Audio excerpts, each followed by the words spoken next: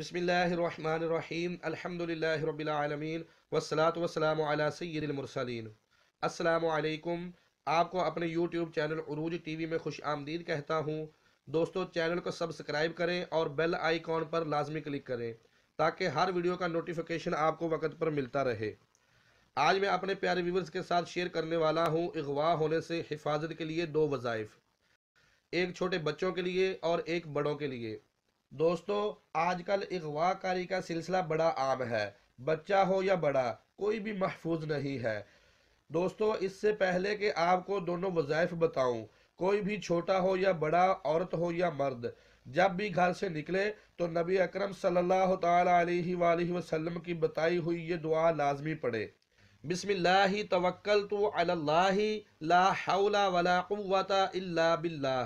یہ دعا آپ سکرین پر بھی دیکھ رہے ہیں۔ اس دعا کو آپ زبانی یاد کر لیجئے، اس کی بڑی فضیلت ہے۔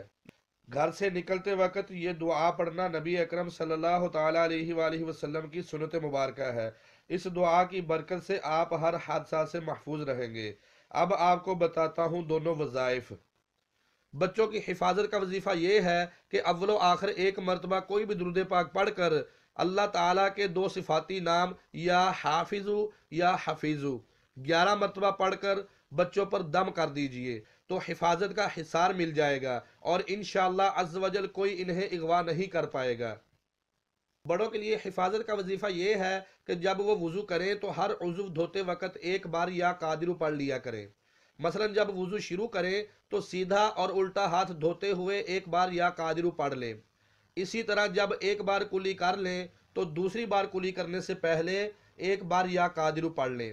پھر جب ایک بار ناک میں پانی چڑھا لیں تو اب رک جائیں اور ایک بار یا قادر پڑھ کر مزید 2 بار ناک میں پانی چڑھا لیں۔ اسی طرح ہر عضو دھوتے اور سر کا مسح کرتے وقت ایک بار یا قادر پڑھ لیں۔ اس وظیفے کے ساتھ ساتھ وضو کی دعائیں اور درود پاک بھی پڑھ سکتے ہیں۔ دوستو، وظیفہ پڑھنے کے حوالے سے ایک بات آپ حضرات کو ضرور بتاتا چلوں کہ عام طور پر گھروں میں بیسن پر وضو کیا جاتا ہے اور بیسن واش روم کے ساتھ بنا ہوتا ہے۔ یاد رکھیے، اگر بیسن واش روم کے ساتھ بنا ہو تو وضو کرتے ہوئے یا قادرو اور وضو سے پہلے بسم اللہ شریف نہیں پڑھ سکتے۔ حالانکہ وضو سے پہلے بسم اللہ شریف پڑھنا مستحب ہے اور فقط اللہ پاک کا نام لینا سنت مؤکدہ ہے۔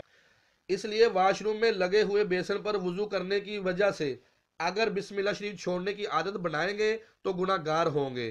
لہٰذا ایسی صورت میں بسم اللہ شریف اور وظیفہ پڑھنے کے لیے واش روم سے باہر نکل کر وضو کرنا ہوگا۔